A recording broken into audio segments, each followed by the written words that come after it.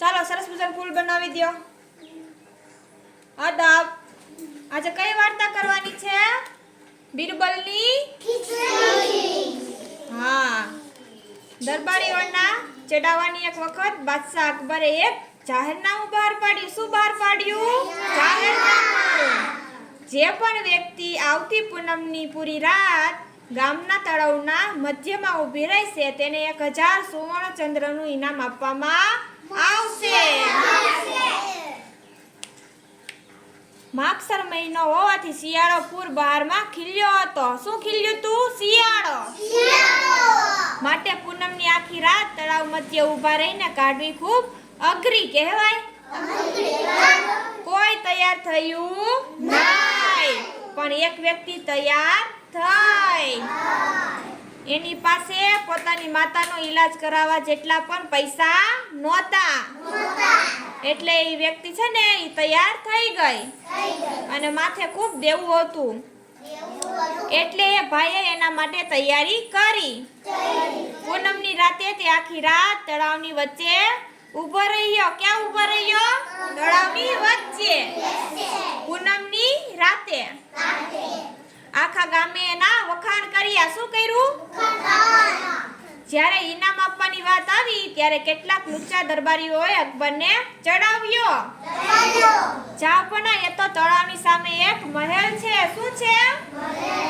કેની સામે છે? હા. એના ઝરૂખામાં એક દીવડો બળતો હતો. શું બળતું હતું? એની ગરમીથી એ માણસ બચી ગયો. એટલે એને ગરમી લીધી અને નિયમોનું ઉલ્લંઘન કર્યું કહેવાય. માટે એને ઇનામ આપવું જોઈએ નહીં. અકબર પણ ચડાવણીમાં આવી ગયો અને ઇનામ આપવાની ઘસીને ના પાડી દીધી. આ વાત સાંભળીને એ ભાઈ ખૂબ જ દુખી થઈ ગયો. એને બીરબલનો સંપર્ક સાધ્યો અને આખી રાત આખી વાત સમજાવી. બીરબલે એને તસલ્લી આપી અને કહ્યું, જો બે દિવસમાં તારું ઇનામ તને ભરી સભામાં ખુદ બાદશાહ સલામતના હાથે અપાવીશ. બીજે દિવસે અકબર જ્યારે સભા ભરી ત્યારે બીરબલ હાજર રહ્યો નહીં. અને અકબરને બીરબલ વગર ચાલે નહીં. એટલે બાદશાહે એક સેવકને બીરબલને બોલાવવા મોકલ્યો. કોને બોલાવવા મોકલ્યો? હા. થોડી વાર રહીને સેવક સંદેશો લઈને પાછો આવ્યો. જાપના વઝીરે આઝમે વરંડામાં ખીચડી પકવવા મૂકી છે. શું મૂક્યું છે?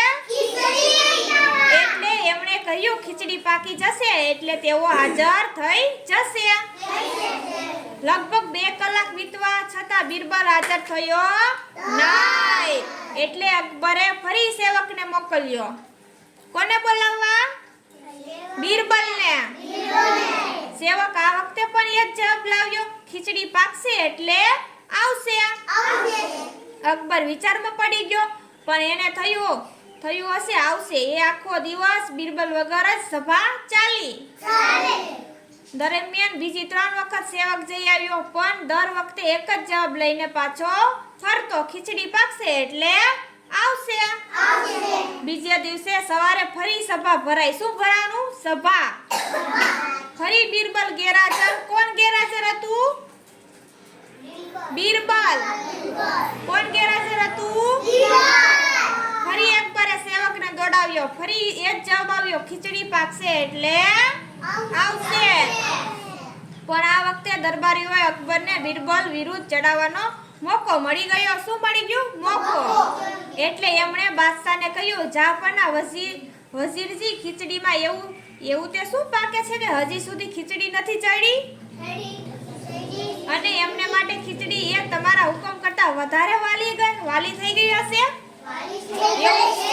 એવું કોણ કહે છે? દરબારીઓ. કોને કહે છે? અકબરને. કોને કહે છે? અકબરને. આ વખતે અકબરને ખરેખર ગુસ્સો આવ્યો. કોને ગુસ્સો આવ્યો? અકબરને. તે પોતે ઊભા થઈને બીરબલના મહેલ પર પહોંચી ગયા. કોણ પહોંચી ગયા? અકબર. ક્યાં પહોંચી ગયા? બીરબલના મહેલમાં. અકબરને આવે આવેલા જોઈને બિરબલે એમને પ્રેમથી આવકાર્યા. અકબરે ગુસ્સામાં કહ્યું, બતાવો તમારી ખીચડી ક્યાં છે? શું ક્યાંય? બિરબલ એમને માન સાથે પોતાના વરંડામાં લઈ ગયો.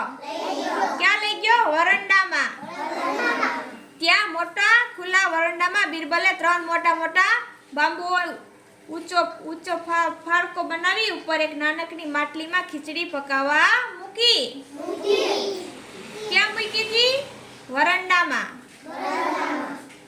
ત્યાં ઊંચા ફાળકો બનાવી ઉપર એક નાનકડી માટલીમાં ખીચડી પકાવવા મૂકી હતી. બાદશાહ તરત જ બગડ્યા. બિરબલ, તમારી બુદ્ધિને શું થયું છે? શું કીધું? ખીચડી પકાવવા તો મૂકી, પણ આગ ક્યાં ચાપી? શું ક્યાંય આગ ક્યાં ચાપી છે? અગ્નિની ગરમી વગર ખીચડી થોડી પાક્યા? પાકે એમને ખીચડી? તરત જ બિરબલે ફાળકાની બરાબર નીચે બનાવેલા ખાડામાં બળતો દીવડો બતાવ્યો. શું બતાવ્યું? દીવડો. અને કહ્યું, આ રહી ગરમી. શું કીધું? અકબર ખડખડાટ હસી પડ્યો. કોણ ખડખડાટ હસી પડ્યું? અકબર. અરે બિરબલજી, આટલી અમથી ગરમીથી આટલે ઉપર બાંધેલી ખીચડી થોડી પાકે? પાકે કોઈ દિવસ? બિરબલ તરત જ કહ્યું, કેમ ના પાકે? અગર આટલા મોટા તળાવની વચ્ચે ઉભેલો માણસને દૂર મહેલના ઝરૂખામાં રહેલો દીવડો જો ગરમી આપી શકતો હોય તો આ દીવડો મારી ખીચડીને ગરમીથી કેમ ના આપી શકે?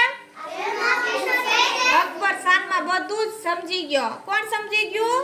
અકબર. તેને પોતાની મૂર્ખાઈ પર શરમ આવી.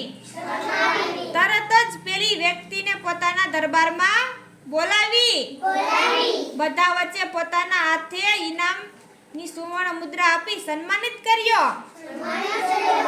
વાર્તા અહીંયા મજા આવી?